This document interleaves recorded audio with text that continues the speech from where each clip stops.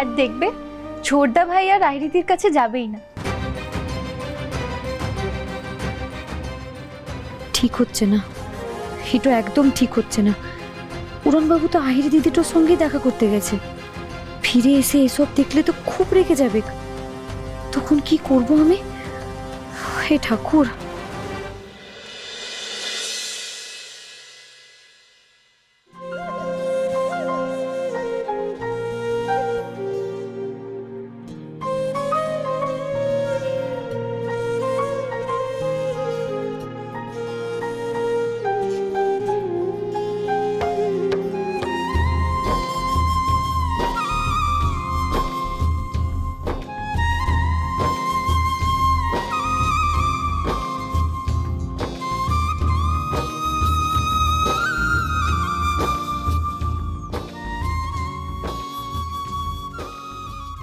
বিছানাটাতে শোয়া কি ঠিক হবে?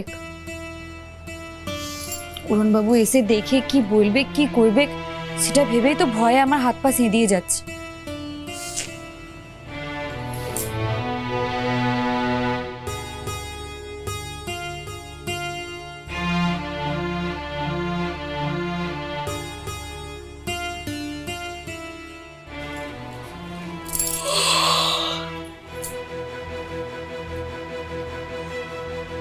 কি ঘুম পেয়েছে।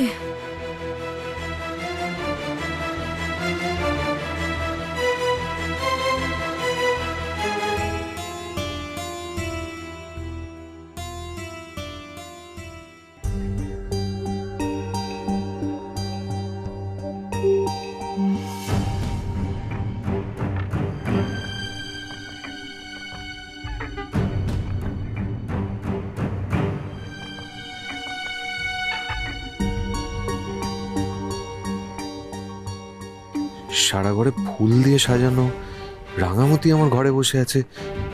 কি ব্যাপারটা, কি হচ্ছে কিচ্ছু বুঝতে পারছি না।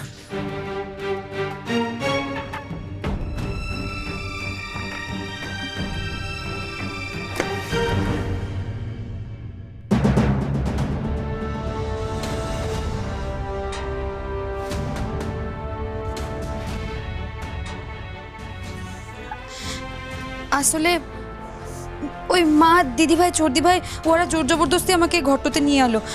আমাকে বললো যে আমাকে নাকি এখন থেকে এই ঘরটাতে থাকতে হবে। আমি বারণ করেছিলাম, আমি বলেছিলাম যে তোরা ঠিক করছিস না, উড়নবাবু দেখলে খুব রাগ করবে, কিন্তু ও আর আমার কোনো কথাই শুনলো না। আসলে উপরের ঘরের ছাদের চালটা ফুটো হয়ে গেছে, তো ওখান থেকে জল ঢুকছে, বৃষ্টির জল। তাই মা বললো যতদিন না ওটা সারাই করা হচ্ছে ততদিন আমাকে এই ঘরটাতে থাকতে হবে। আমি বারণ করেছিলাম, আমি আসতে চাই নাই, কিন্তু তাহলে ওইভাবে দাঁড়িয়ে আছো কেন?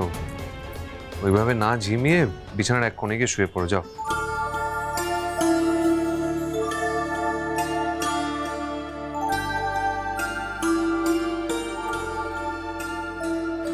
এমনিতেই মা যখন চেয়েছে, বাড়ির সবাই যখন চেয়েছে, তখন তো আর ভেবে লাভ নেই। শুয়ে পড়ো প্লিজ, বিছানার ওই কোণাটায় শুলে ভালো হয়। রাঙামতি তীরন্দাজ সোম থেকে রবি প্রতিদিন সন্ধ্যে 7:30টায় স্টার জলসায় ও জিও হটস্টারে।